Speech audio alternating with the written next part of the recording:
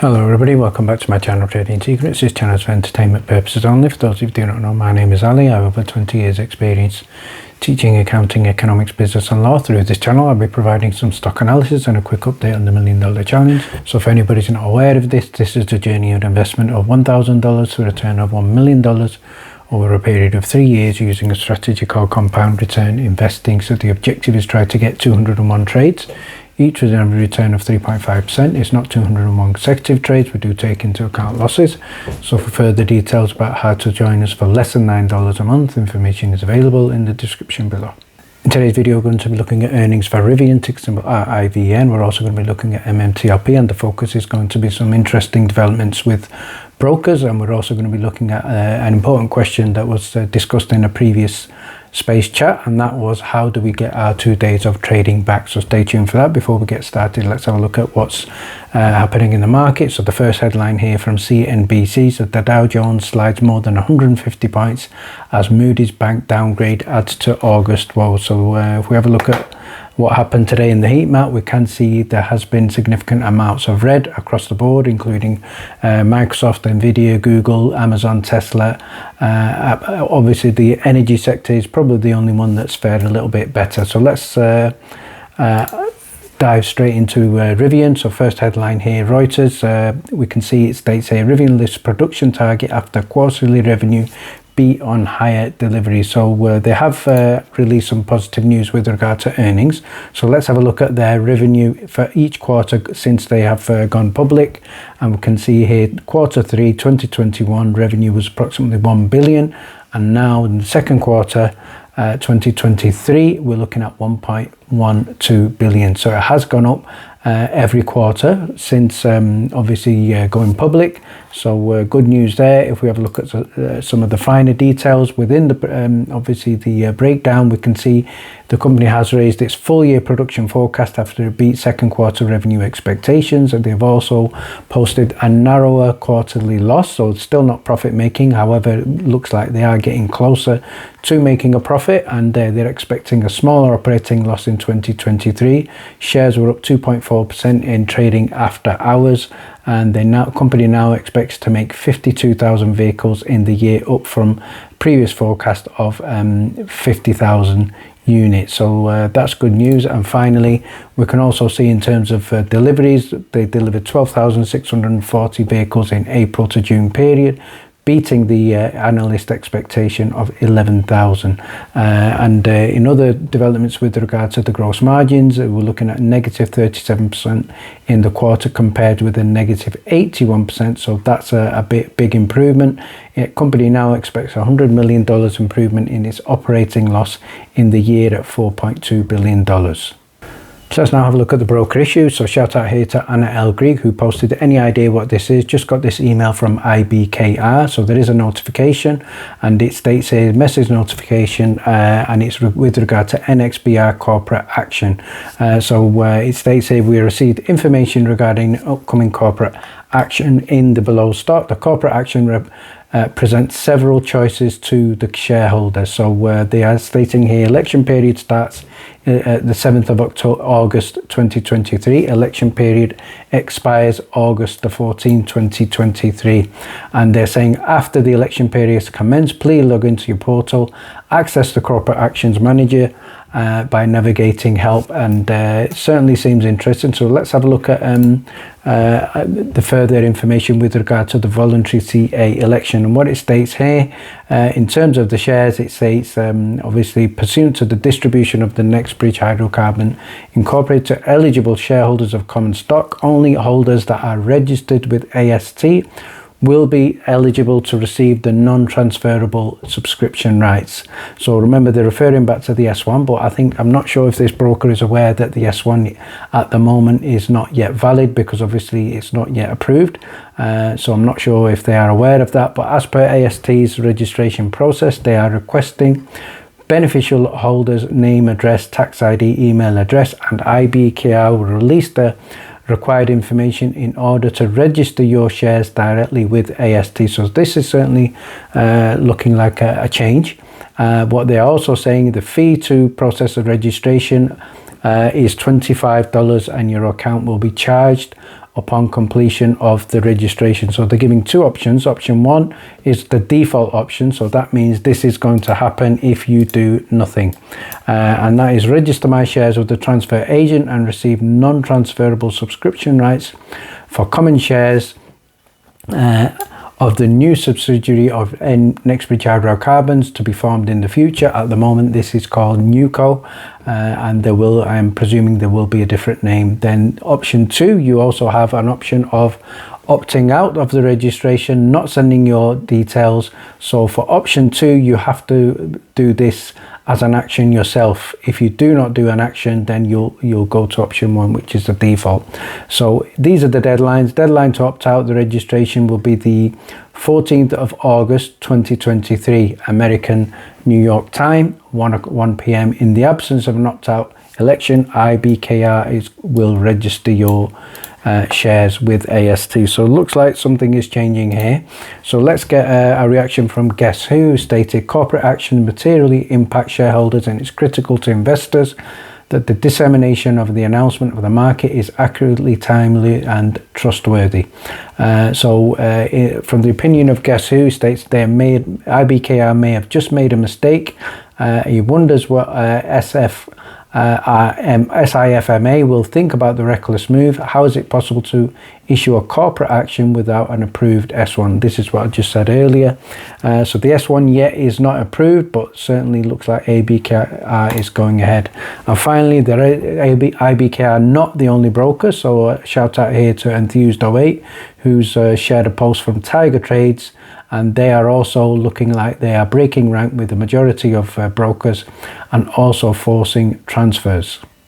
I'm now going to look at the question of how do we get our 2 days of trading back. So a shout out here to Dr. Ed for hosting an excellent space here titled Mark Basile Converses with the Community. So there were a number of interesting discussions here and certainly some excellent points made. However, I am aware in terms of the community there is a little bit of division at the moment, and unfortunately many people are probably going through 2 different paths. However, as far as I'm concerned, I think one thing that we can agree with is that everybody was denied their 2 days of trading. So going forward, what is the path to take? So there are a number of paths. So in terms of one of the key questions was who is to blame, who is obviously a target here to give us our 2 day, first of all, our 2 days of trading back, and who is going to pay us. So a number of questions were raised.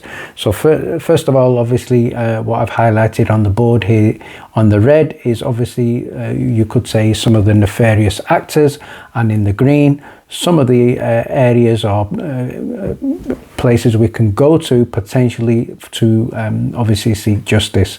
So let's start with the red, and I think everybody knows that our key concern and complaints are with FINRA, and the reason why the key concerns are complaints with FINRA, they are the ones that issued the U3 halt. They are the ones responsible for obviously allowing MMTLP to trade in some form. There's obviously blame on elsewhere as well, not only FINRA. The other blame at the bottom also goes to OTC markets. Difference between OTC markets and FINRA is FINRA do have that claim of immunity. OTC markets have no claim for immunity. So I think what Mark Basile was saying is certainly the OTC markets is something that could be targeted, and that is something that if obviously as far as a judge is concerned, if a judge listens to the arguments, then a judge does have the power to obviously take action against OTC markets. So we also have the SEC. SEC and FINRA, we know we're communicating, and that is part of the Freedom of Information Act, release of emails. So the SEC obviously oversees FINRA. SEC is obviously a public government organization. FINRA is a self-regulatory organization. So FINRA really is kind of a law unto themselves. And then if we go to the other nefarious actors, the hedge funds and the market makers, we know there were 2 market makers who were responsible for creation of MMTLP without authorization of MMAT. So again, There is fault there as well. We know we've got the DTCC as well, but we also got the broker dealers. So one question is, who has our money? So the answer to that is probably, you could say, the hedge funds, market makers, broker dealers are going to have our money. The FINRA have our money? No. So as far as the broker dealers are concerned, their defense is going to be, well, FINRA told us to stop the trading, so and FINRA saying, well, we don't have your money. So this is why the situation is unique. It is different. It's something that we've never obviously ever seen in the history of markets before. So one of the reasons why this is unique and different, obviously that's one of the things that we can look at and say, because it's a unique situation, maybe there is going to be a unique and obviously a case where we could create a precedent in terms of once the story ends. So next question is, who is going to give us justice? Who do we blame? And obviously, who is going to give us obviously our dollars? So you've got the Department of Justice, and again, going back to the conversation in the space chat, the answer is no. They don't have the power to force 2 days of trading. The Attorney General does not have the power to force 2 days of trading. Congress, again, Congress by themselves cannot force 2 days of trading. However, that doesn't mean we should give up on Congress. Congress certainly has the power to obviously issue a subpoena, put pressure on the SEC. The SEC, they can then put pressure on FINRA to release the data. So that's the key thing that we are looking for. So the reason why it's important to put pressure on Congress, once we get the data, once we get obviously any imbalances, then they can be used for the next stage. So in terms of answering the question, who can give us our 2 trading days back? So the only place where we can get the 2 days of trading back is a federal court judge. So the way we're going to get success with a federal court judge is by getting the data. So the blue sheet data, obviously FINRA will have that, the SEC will have access to that. And at the moment, they are not playing game and they are not providing that. So we are probably at the stage where we're working with Congress. We have 15 members. They are going to ask questions from the SEC. Gary Gensler has got to reply. If Congress can get the data, then that will give us the ammunition to go to a federal court judge, and then the judge can order the 2 days of trading. So overall, in conclusion, what is the most likely outcome? So we have two options, 2 things going on right now. People are moving their shares to AST and people are not moving the shares to AST. So what we have seen is some of the brokers now are doing this obviously by default. So in terms of your actions, obviously there is no financial advice. Everybody makes their own decision.